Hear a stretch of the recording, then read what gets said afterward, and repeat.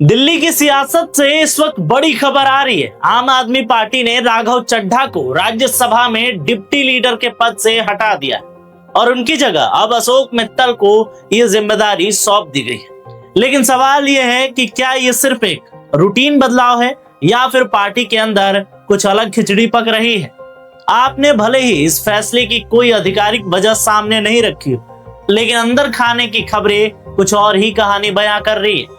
कहा जा रहा है कि पार्टी के भीतर लंबे समय से खींचतान चल रही थी, जो अब खुलकर सामने आने लगी और ये फैसला उसी का नतीजा है। और इतना ही नहीं, पार्टी ने राज्यसभा सचिवालय को ये तक कह दिया है कि राघव चड्ढा को सदन में बोलने का समय भी ना दिया जाए। अब आप खुद सोचिए कि क्या ये सिर्फ एक सामान्य बदलाव हो सकता है। अगर पिछले कुछ महीनों में नजर डालें तो राघव चड्ढा का रुख भी बदला बदला नजर आ रहा। 2025 के दिल्ली चुनाव में हार के बाद से ही आम आदमी पार्टी के मुख्य मुद्दों से थोड़ी दूरी बना लिए थे। जहां एक तरफ पार्टी नेतृत्व अपने एजेंडे को आगे बढ़ा रहा था, वहीं राघव चड्ढा जनता के मुद्दों को लेकर, सामाजिक मुद्दों को लेकर लगातार सदन में आवाज उठा रहे। चाहे वो पेड पितृत्व अवकाश की बात हो, एयरपोर्ट पर महंगे खाने की बात हो, गिग वर्कर्स के अधिकार की बात हो, ट्रैफिक जाम हो या फिर हो मेंस्ट्रुअल हाइजीन के मुद्दे।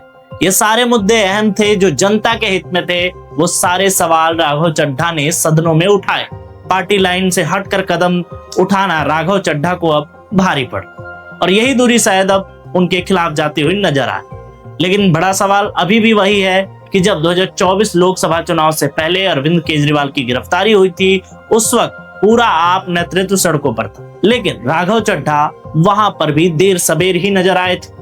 उन्होंने वजह बताई थी कि अपनी आंख की सर्जरी, लेकिन क्या पार्टी के अंदर इसे अलग नजरिए से देखा गया? फिर 2026 में आते हैं जब कोर्ट ने केजरीवाल और मनीष सिसोदिया समेत कई नेताओं को एक्साइज पॉलिसी केस में राहत। तब भी राघव चड्ढा की चुप्पी कई सारे सवाल खड़े कर रही थी।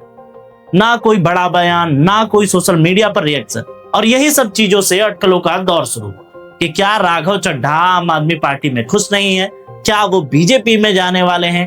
क्या राघव चड्ढा आम आदमी पार्टी छोड़कर अपनी कोई पार्टी शुरू करने वाले हैं? ये तमाम सवाल जो थे सोशल मीडिया पर चल रहे हैं। और फिर आया असम चुनाव, जहां आपने स्टार प्रचारकों की लिस्ट जारी की और उसमें भी राघव चड्ढा का नाम नहीं रखा। ये वही बड़ा संकेत था जो पार्टी के अंदर कुछ तो बदल रहा है, इसका बड़ा संकेत दे रहा। अब अगर अशोक मित्तल की बात करें तो उन्होंने इस पूरे मामले को शांत करने की कोशिश की है। उनका कहना है कि ये सिर्फ एक संगठनात्मक बदलाव है। पार्टी में लीडरशिप को रोटेट किया जाता है ताकि हर नेता को मौका मिल सके, लेकिन राजनीति में तो रूटीन बदलाव के पीछे अक्सर बड़ी कहानी छुपी होती है।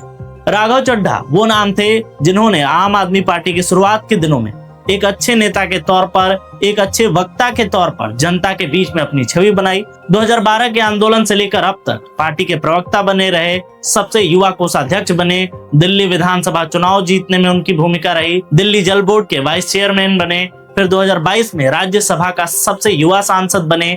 इतनी तेज रफ्तार से आगे बढ़ने के बाद एक युवा चेहरा लगातार अपनी छवि को लेकर सोशल मीडिया पर चर्चा का विषय बना रहा। लेकिन क्या ये सिर्फ एक रणनीतिक बदलाव है या फिर पार्टी के भीतर कोई गहरी दरार? अब इस फैसले के सियासी मायने कई हो सकते हैं। पहला, आप अपने नेतृत्व के ढांचे में बदलाव कर रही हो ताकि नए चेहरों को लाया जा सके। दूसरा, पार्टी ये संदेश देना चाहती है कि अनुशासन और लाइन से हटकर चलने वालों की जगह कोई नहीं। तीसरा, आने वाले चुनाव को देखते हुए पार्टी अपनी रणनीति को रोटेट करना चाहती है, लेकिन इसके साथ साथ कुछ खतरे भी। अगर ये बदलाव अंदरूनी मतभेद का संकेत है तो ये पार्टी की एकता पर सवाल खड़ा करता है। विपक्ष इसे बड़ा मुद्दा बना सकता है और आने वाले समय में इसका असर चुनावी राजनीति पर भी पड़ सकता है। सबसे बड़ा असर राघव चड्ढा की राजनीतिक छवि पर भी पड़ेगा। क्या वो फिर उसी ताकत के साथ वापसी करेंगे या ये उनके करियर का टर्निंग पॉइंट साबित हो? और अंत में सबसे बड़ा सवाल कि क्या आप में सब कुछ ठीक है या फिर ये बदलाव आने वाले किसी बड़े सियासी तूफान का संकेत है? क्योंकि राजनीति में जब चेहरे बदलते हैं तो सिर्फ पद नहीं बदलते, पूरी कहानी ही बदल जाती। आप क्या सोचते हैं आम आदमी पार्टी के इस फैसले पर? अपनी राय वीडियो के कमेंट सेक्शन में जरूर रखें।